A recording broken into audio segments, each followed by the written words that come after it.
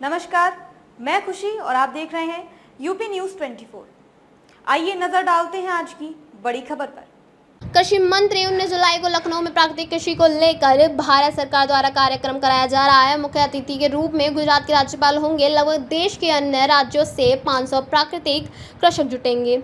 लखनऊ के निजी होटल में यह कार्यक्रम होगा। 20 जुलाई को अयोध्या जाएंगे आचार्य नरेंद्र देव कृषि विश्वविद्यालय में कार्यक्रम होगा। अमृतकाल में भारत में स्वास्थ्य व आहार योजना के तहत आचार्य नरेंद्र देव विश्वविद्यालय में कार्यक्रम रखा गया है। 19 जुलाई को यह कार्यक्रम होगा। दलहन और तिलहन का उत्पादन प्रदेश में बढ़ा है। किट हम लोग किसान भाइयों को वितरित किया गया था, जिसका लाभ उत्पादन के रूप में देखा जा रहा है। हमारा योगी सरकार के नेतृत्व में प्रदेश दलहन और तिलहन की फसलों पर आत्मनिर्भर बनेगा।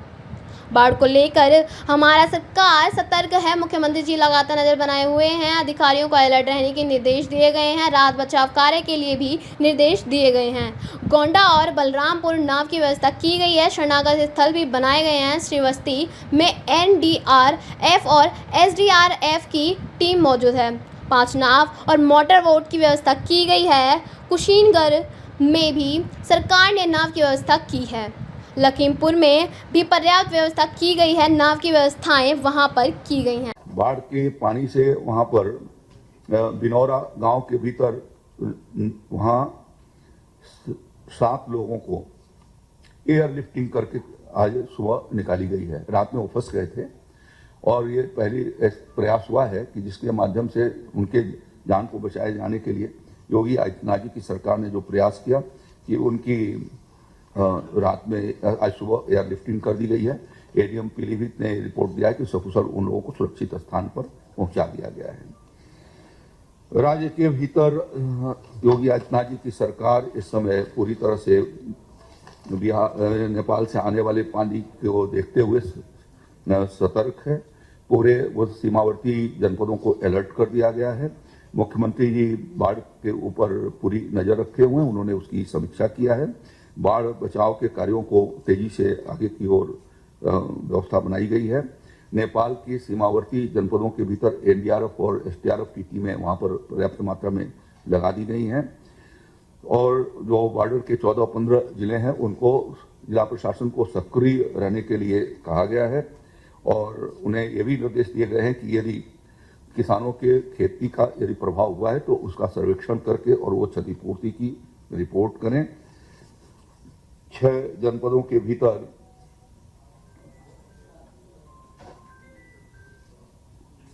तो गोंडा, बलरामपुर, श्रावस्ती, कुशीनगर, पीलीभीत, लखीमपुर में जो बाढ़ की स्थिति को देखते हुए वहां पर पर्याप्त मात्रा में व्यवस्था भी कर दी गई है। गोंडा जनपद के भीतर 31 शरणालय बाढ़ बचाव की दृष्टि से लोगों को शरण दिए जाने के लिए 31 शरणालय बनाए गए हैं। वहाँ नाव की 2 नाव वहाँ पर बाढ़ बचाव के लिए लगाई गई है। बलरामपुर जनपद के भीतर जो है 60 नावों की व्यवस्था वहाँ पर की गई है। राप्ती का पानी जो नेपाल से आया है अति वर्षा जो ऊपर नेपाल के पहाड़ियों में हुई तो उसका सीधा प्रभाव राप्ती पर आया तो वहाँ 60 नाव की व्यवस्था की गई है। 5 मोटर बोट भी वहाँ पर लगाए गए हैं और 19 स्थान ऐसे बनाए गए हैं जहाँ पर लोगों को व्यवस्थित किए जाने की दृष्टि से यह प्रयास किया जा रहा है। SDRF की एक टीम बलरामपुर में और PSC की एक टीम वहाँ पर तैनात कर दी गई है। इसी प्रकार से श्रावस्ती जनपद के भीतर बाढ़ से राप्ती के ही पानी से 82 गांव प्रभावित हैं। जनसंख्या को उनको बाढ़ राहत शिविरों में शरणालयों में लाए जाने की व्यवस्था की जा रही है। वहाँ NDRF की एक टीम और SDRF की एक टीम और PSC की एक टीम वहाँ पर पहुँच गई हैं जो उनके बचाव की दृष्टि से यह कार्यक्रम कर रही हैं। इसी तरीके से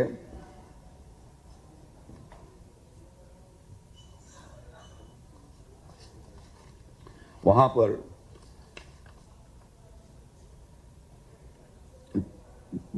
5 नाव और 15 मोटर बोट लगाए गए हैं।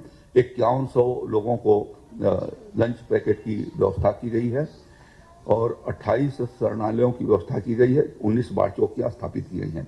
कुशीनगर जनपद में भी बड़ी गंडक के भीतर ये 21 वर्षों के बाद इतनी बड़ी मात्रा में पानी नेपाल से आया और वहां पर भी सरकार ने पर्याप्त मात्रा में व्यवस्था कर रखी है।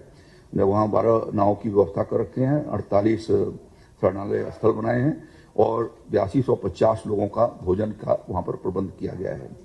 पीलीभीत जनपद के भीतर बनबासा बैराज से शारदा नदी में लगभग 2 लाख क्यूसेक्स का पानी ज्यादा छोड़ा गया है, जिससे वहां पर कुछ 5 तहसीलों के लगभग 90 के करीब गांव प्रभावित हुए हैं, जिसमें वहां पर भी एक एनडीआरएफ की टीम, एक पीएससी की टीम और एसएसबी की एक टीम वहां पर पहुंच गई है।